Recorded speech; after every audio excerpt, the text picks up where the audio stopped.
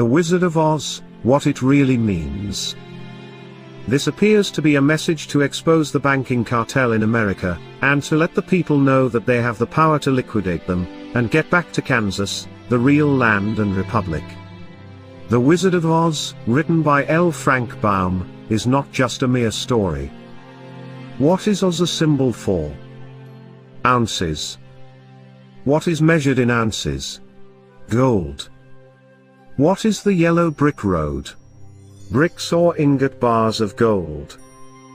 The character known as the straw man represents that fictitious, all caps, legal fiction, a person the federal US government created with the same spelling as your birth name. Remember what the straw man wanted from the Wizard of Oz? A brain?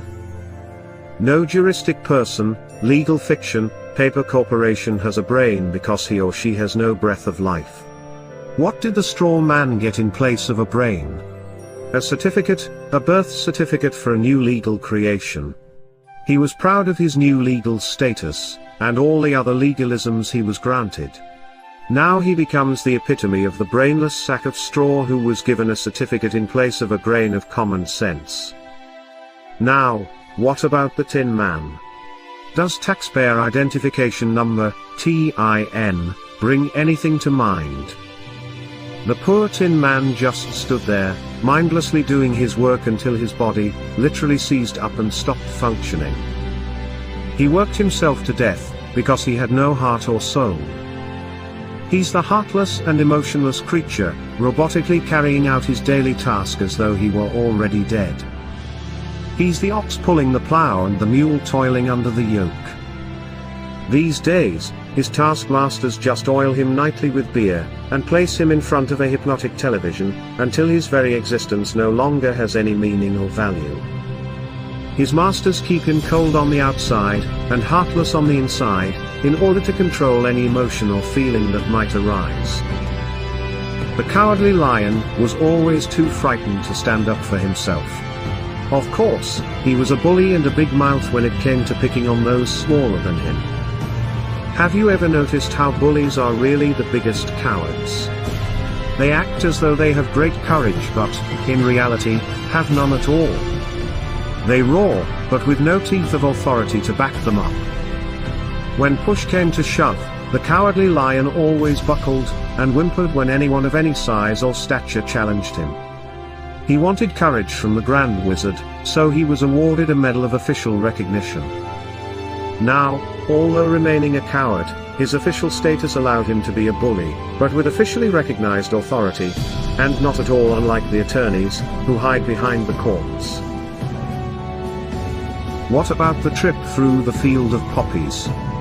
Did you notice how this had no narcotic effect on the straw man who had no brain, or the Tin Man with no heart or soul? They weren't real people, so drugs could not influence them. The Wizard of Oz was written at the turn of the century, so how could the author have known America was going to be drugged?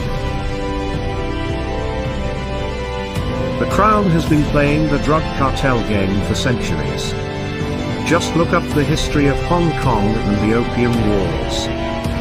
The Crown already had valuable experience conquering all of China with drugs, so why not the rest of the world? What was the Emerald City? The Federal Reserve System.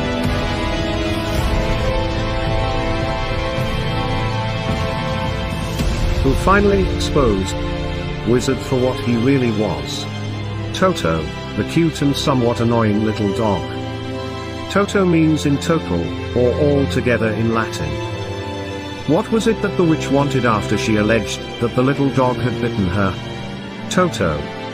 Or everything. Notice how Toto was not scared of the great wizard's theatrics, yet he was so small in size, compared to the wizard, that no one seemed to notice him. The smoke, flames and holographic images of Oz were designed to frighten people into doing as the great wizard commanded. But Toto simply padded over, started barking until others paid attention to him and came to see what the barking was about. Who was behind the curtain? Just an ordinary person controlling the levers that created the illusion of the great wizard's power and authority. When Toto pulled back the curtain and completely exposed him, the charade was at an end. The veil hiding the corporate legal fiction and its false courts was removed. The wizard's game was up, and what was he after all? A conman, a fraud. We can see, in this tale, just how loud the bark from a little dog can be. Most of us remain silent and wait to be given whatever food and recognition, if any, by our legal masters. Let us not forget those flying monkeys. What perfect mythical creatures to represent the Bar Association attorneys, who attack and control the little people for the great crown wizard, the powerful and grand bankers of Oz. How, finally, was the evil witch destroyed? Pure, clean water?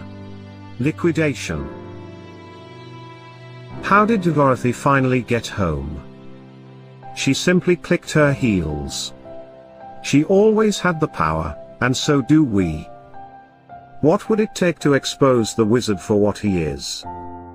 We each need only a brain, a heart and soul, and courage. Then, and perhaps of the greatest importance, we need to learn how to work together. Only by working together, can we have the freedom that was given to us all, under the law of God.